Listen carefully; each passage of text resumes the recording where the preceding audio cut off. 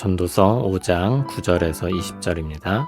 키워드는 재물과 부요, 하나님의 선물, 즐거워하게 하신 것입니다.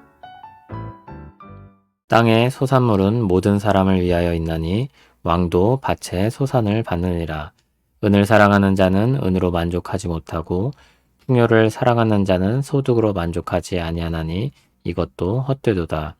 재산이 많아지면 먹는 자들도 많아지나니 그 소유주들은 눈으로 보는 것 외에 무엇이 유익하랴. 노동자는 먹는 것이 많든지 적든지 잠을 달게 자거니와 부자는 그 부요함 때문에 자지 못하느니라. 내가 해 아래에서 큰 패단이 되는 일이 있는 것을 보았나니 곧 소유주가 재물을 자기에게 해가 되도록 소유하는 것이라. 그 재물이 재난을 당할 때 없어지나니 비록 아들은 낳았으나 그 손에 아무것도 없느니라. 그가 모태에서 벌거벗고 나왔은즉 그가 나온 대로 돌아가고 수고하여 얻은 것을 아무것도 자기 손에 가지고 가지 못하리니 이것도 큰 불행이라. 어떻게 왔든지 그대로 가리니 바람을 잡는 수고가 그에게 무엇이 유익하랴. 일평생을 어두운 데에서 먹으며 많은 근심과 질병과 분노가 그에게 있느니라. 사람이 하나님께서 그에게 주신 바 그 일평생에 먹고 마시며 해 아래에서 하는 모든 수고 중에서 낙을 보는 것이 선하고 아름다움을 내가 보았나니 그것이 그의 몫이로다. 또한 어떤 사람에게든지 하나님이 재물과 부요를 그에게 주사 능히 누리게 하시며 제 몫을 받아 수고함으로 즐거워하게 하신 것은 하나님의 선물이라. 그는 자기의 생명의 날을 깊이 생각하지 아니하리니 이는 하나님이 그의 마음에 기뻐하는 것으로 응답하심이니라. 아멘. 오늘 단락은 재물에 대한 내용을 다룹니다. 먼저 땅의 소산물은 모든 사람을 위하여 있음을 말하고 있습니다. 왕도 밭에 소산을 받는다고 했습니다. 궁극적인 나눔의 주체는 땅 주인이나 권력자가 아니라 모든 것의 소유권자이며 주권자이신 하나님입니다. 그래서 왕도 받는 사람에 불과한 것입니다. 그런데 이 땅에서 살아가는 사람들이 이 부분을 놓칩니다. 하나님의 존재와 주권이 배제됩니다. 하나님이 주시는 것을 받는다는 의식이 없는 것입니다. 자기가 힘써 얻은 재물과 권력으로 산다는 생각을 하는 것이죠. 그런 구도에서 사람들은 은을 사랑하는 쪽으로 마음이 기웁니다. 더 많이 가지길 원합니다. 그게 만족을 줄 것이라고 생각하고 그것으로 살 수 있을 것이라고 여기는 것입니다. 그러나 모순적이게도 사람은 아무리 가져도 만족하지 않습니다. 사람의 욕심이 끝이 없기 때문입니다. 또 재산이 많아지면 책임질 사람들도 많아집니다. 그래서 재산을 눈으로 보고 즐거워하는 것에 족하다고 합니다. 더 많아지고 더 많아진 것을 그저 보는 것입니다. 오히려 노동자가 많든지 적든지 편안히 잠을 자고 반면 부자는 그 부유함 때문에 잠을 못 잔다고 합니다. 자신이 책임지고 관리해야 할 부로 인해 근심과 걱정을 가지고 사는 것입니다. 그러므로 전도자는 13절에서 재물을 자기에게 해가 되도록 소유하는 문제가 이 땅에 있다고 말합니다. 재물이라는 것은 죽고 나면 자신에겐 아무 의미가 없는 것입니다. 사람은 아무것도 없이 태어나고 아무것도 없이 돌아가야 합니다. 수고하여 얻은 부는 바람과 같이 헛된 것입니다. 그렇게 재물에 대한 욕망으로 허무하게 인생을 살았던 사람은 17절 말씀처럼 일평생 어두운 데에서 먹고 많은 근심과 질병과 분노가 있다고 했습니다.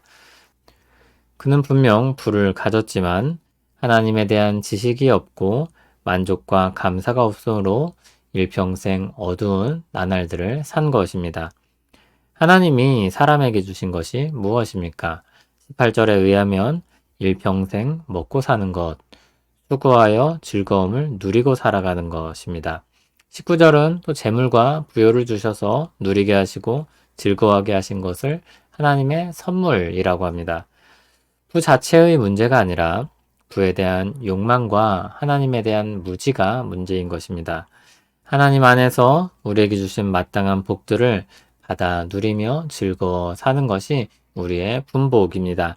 하나님이 없는 사람에게는 자신에게 허락된 시간이 줄어들고 있는 것처럼 느껴질 것입니다. 마치 시한폭탄의 초침소리처럼 조급하게 여겨질 것입니다. 그러나 하나님께 속한 사람에게는 생명의 날이 제한되었다는 것이 근심이 되지 않습니다. 생명의 날은 하나님께 속한 것이며 사람에게 주어진 오늘의 낙이 있음을 알기에 하나님께 인생을 내어 맡기고 주신 복락을 누리며 살아가는 것입니다. 부에 대한 말씀을 살펴보았습니다. 이 말씀은 부 자체를 부정하지 않는다고 했습니다. 부를 향한 사람의 집착과 유한한 사람의 존재됨을 생각하게 하는 것입니다. 그리고 하나님이 우리에게 허락하신 것을 발견하고 그 행복을 누리며 살도록 이끌고 있습니다. 하나님께서 부를 주신 목적이 있습니다. 그것은 우리에게 근심과 걱정에 빠지게 하기 위해서가 아니었습니다. 주신 것들을 가지고 기뻐하고 감사하며 만족하며 살도록 주신 것입니다. 이 땅이 죄악으로 말미암아 어두워졌지만 그 가운데서도 하나님께서 주신 것을 누리며 살도록 주신 선물입니다. 다른 말씀과 함께 살펴보면 부에 대한 의미와 생각이 더 넓어집니다. 에베소서 4장 28절에서는 힘써 일하여 수고하여 얻은 것을 가지고 남을 도우라고 했습니다. 사도행전 20장 35절에서는 주는 자가 받는 자보다 복되다고 했습니다. 이처럼 우리에게 주신 것들은 혼자 독식하고 남들 위해 군림하기 위함이 아니라 하나님이 주신 세상에서 기뻐하며 살고 다른 사람들과 함께 기뻐하도록 주신 선물입니다. 이러한 만족과 넓은 마음은 하나님을 경외하는 사람들이 가질 수 있습니다. 하나님을 경외하는 사람은 모든 것이 위에 계신 하나님으로부터 왔다는 것을 알고 그분의 뜻대로 부를 사용하는 것이 마땅하다고 생각합니다. 죽고 나면 가져갈 수도 없는 부를 붙잡고 전전긍긍하며 사는 것이 아니라 재물과 부요를 하나님이 주셨으니 그분이 기뻐하시는 뜻대로 사용하며 살아가는 것입니다.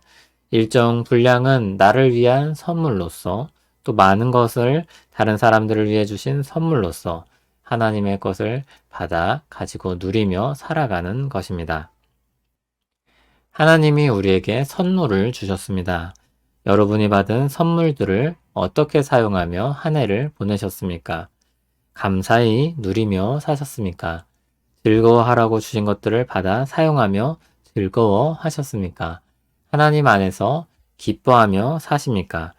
우리의 정서를 붙잡고 있는 것이 무엇입니까? 그 정서 아래 깔린 우리 생각과 마음은 무엇입니까?